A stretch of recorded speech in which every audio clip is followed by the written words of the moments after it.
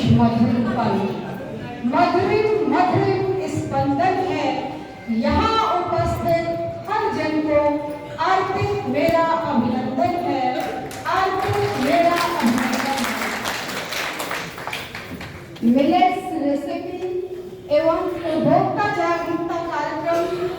में मंच की शोभा बढ़ा रहे हमारे जिला पंचायत अध्यक्ष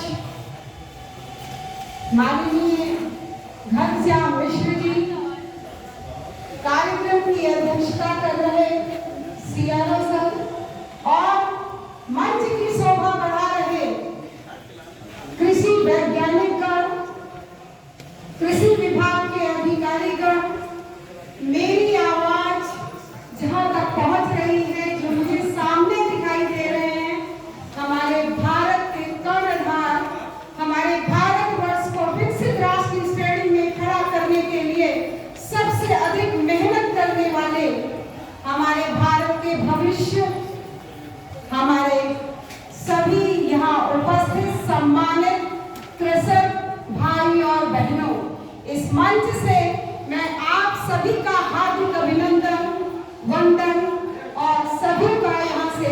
आदर करते हुए ये कहना चाहूंगी कि आज जो ये कार्यक्रम यहाँ आयोजित किया गया है,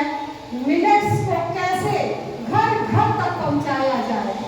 हमसे पहले बहुत से वक्ताओं ने मिलेट क्या होता है, मोटा अनाज क्या होता है और क्यों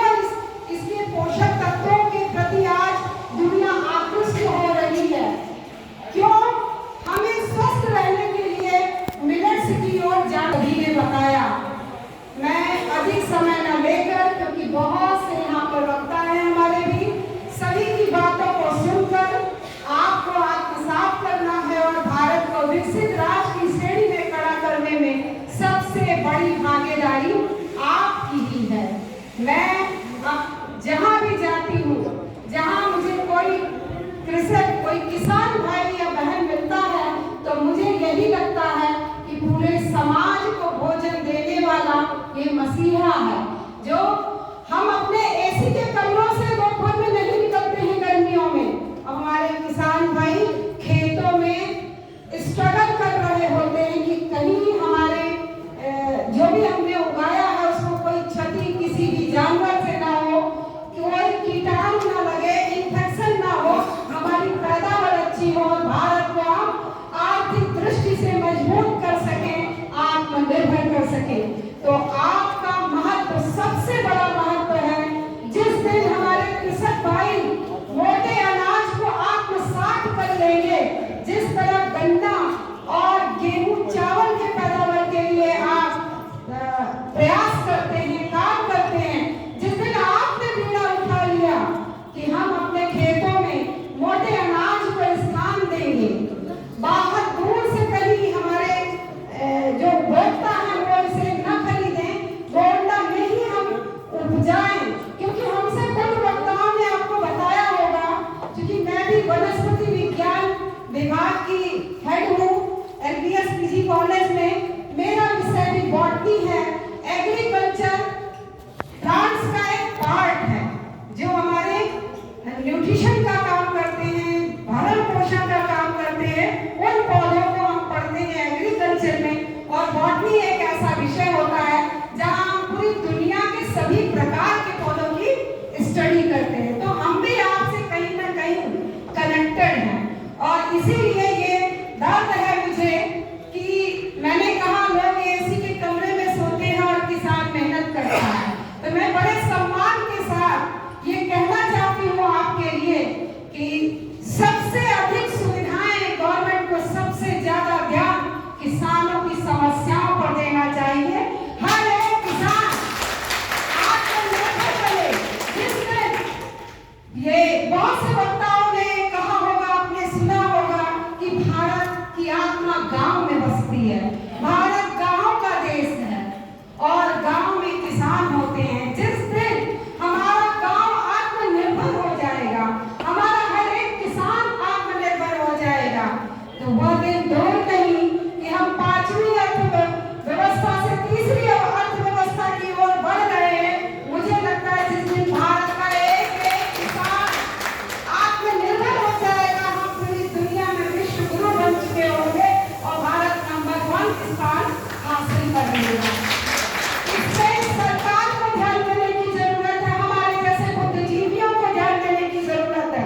कि कहीं भी किसान खड़ा हो तो हम पहली प्राथमिकता उसको दें और उसकी समस्याओं को सुने,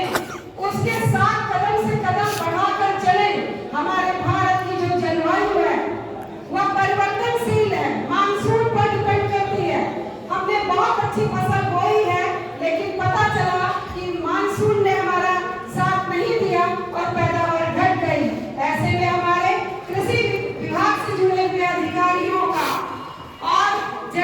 इस विषय से जुड़े हुए जो लोग हैं उनका यह कर्तव्य बनता है कि हम गांव की ओर मुड़े जाएं और किसानों के स्ट्रगल में, उनके इस हताशा में उनकी हिम्मत बन के उनके साथ खड़े रहे, क्योंकि किसान जिस दिन खड़ा हो जाएगा अपने पैर पर, भारत 100% आत्मनिर्भर हो जाएगा।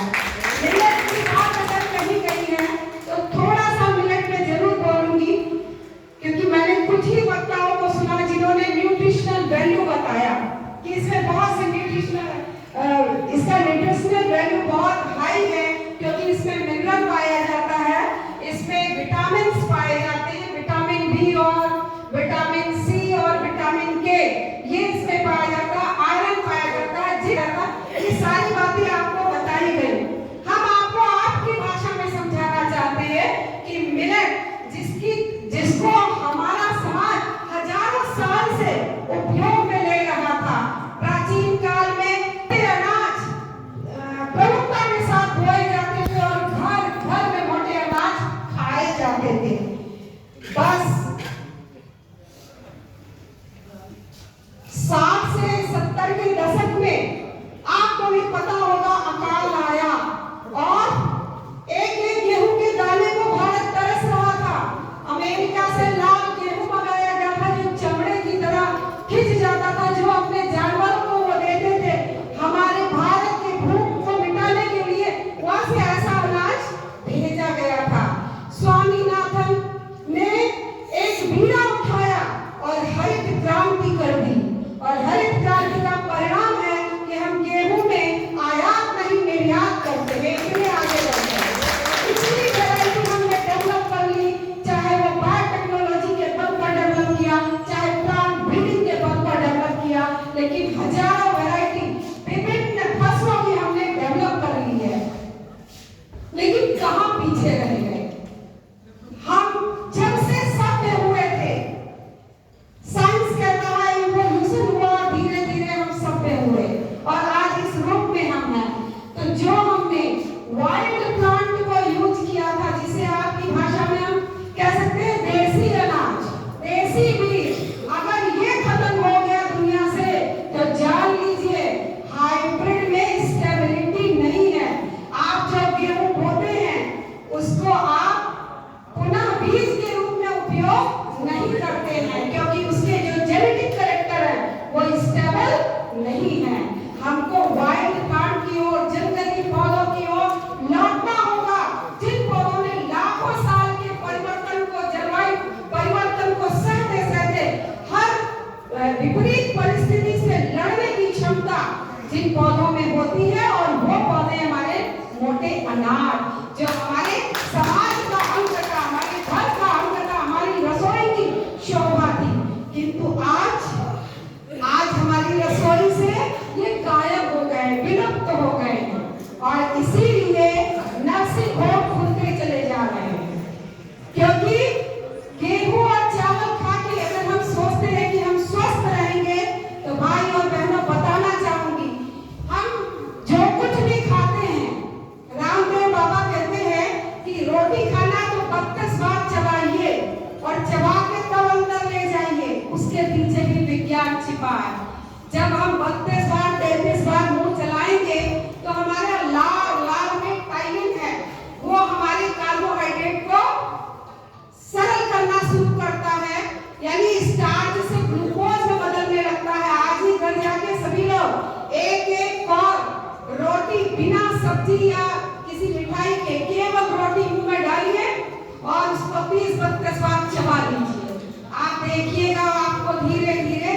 जो रोटी स्वादहीन थी, ना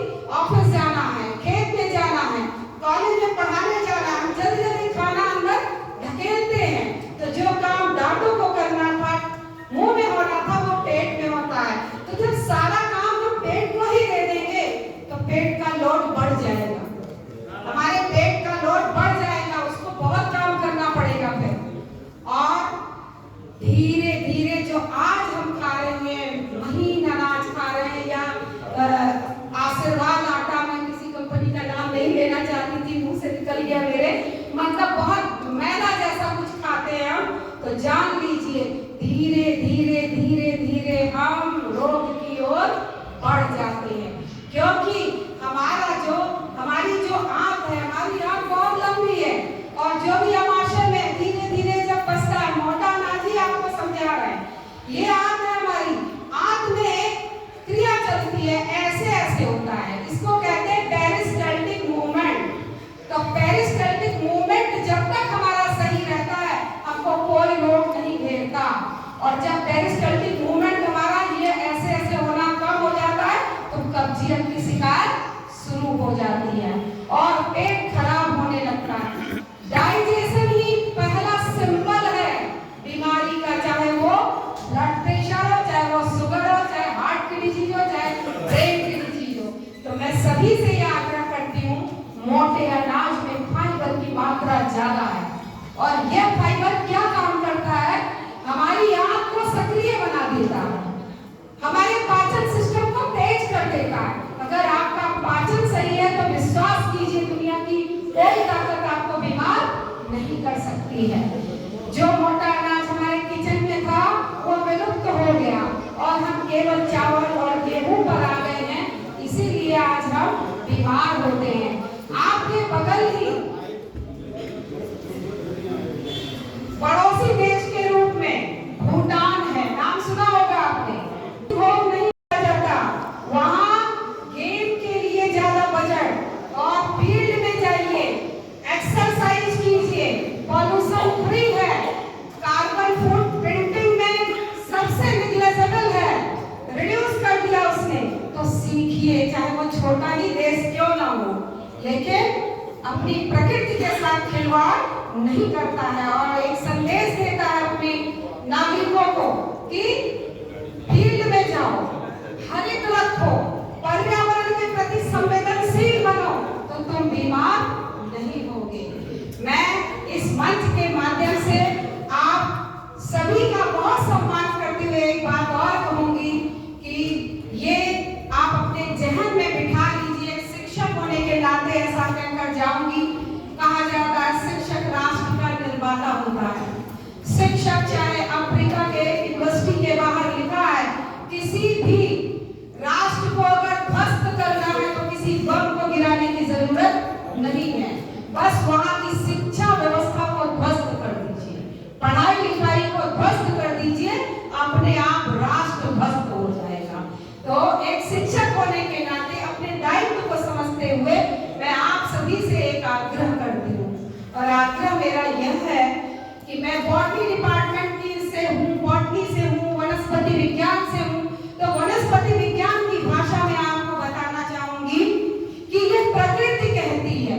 कि वही राष्ट्र दुनिया में समृद्ध है, वही भूभाग विश्व का समृद्ध है जहाँ पर डाइवर्सिटी सबसे ज्यादा है, जो बायोडाइवर्सिटी के क्षेत्र में सबसे अग्रणी है, वही सबसे स्वस्थ है। सोचिए जरा, हम आप सभी कितने भाग्यशाली हैं, हमने भारत की भूमि में जन्म लिया है। भारत में जितने प्रकार की जलवायु है दुनिया में कहीं नहीं, भारत में जितने प्रकार की मिट्टी है दुनिया में कहीं नहीं, भारत में जितने प्रकार का धर्म है दुनिया में कहीं नहीं, भारत में जितने प्रकार का पहनावा है, जितने प्रकार की जातियां हैं दुनिया में कहीं नहीं, जितने रीति रिवाज विभिन्न हमारे यहाँ हैं दुनिया में कहीं नहीं। और प्रकृति क्या कहती है कि बायोडाइवर्सिटी जहाँ ज्यादा होती है वही रिच, तो हमसे ज्यादा रिच दुनिया में कोई नहीं है।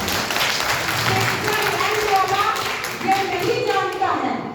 कि गर्मी क्या होती है, अफ्रीका वाला नहीं जानता है ठंडक क्या होती है। हम तो उस भारत में जन्म लिए हैं जहाँ हम हर मौसम का आनंद लेते हैं, हर परिस्थिति में जीना जानते हैं। तो इससे एक मैसेज बस देना चाहती हूँ कि जितने लोग बैठे हैं हम भुला दें कि हम हिंदू हैं, कि हम मुस्लिम हैं, हम सिख हैं, हम ईसाई हैं, हम ठाकुर हैं, हम ब्राह्मण हैं, हम उन जातियों में कतई न बटे, हम सभी सबसे पहले भारत वासी हैं, और हम सभी का यह दायित्व है कि भारत को आगे बढ़ाने में, भारत की उन्नति में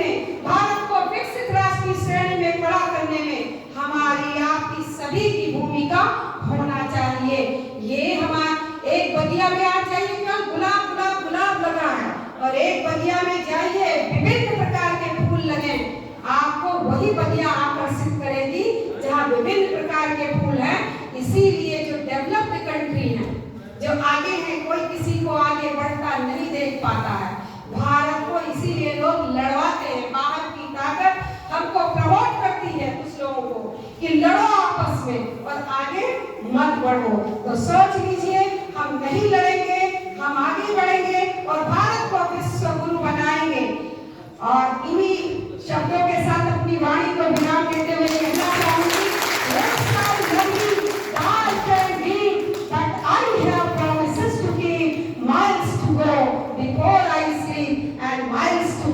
before I sleep, सघन वन और अंधेरी मुक्त निमंत्रण चलना है, अभी और विश्राम कहाँ। हमें आपको सभी को बहुत दूर तक चलना है, बहुत दूर तक चलना है। धन्यवाद। अब हम शर्मा जी से निवेदन करेंगे कि हम किसान अपनी समस्याएं कुछ रख सकता है।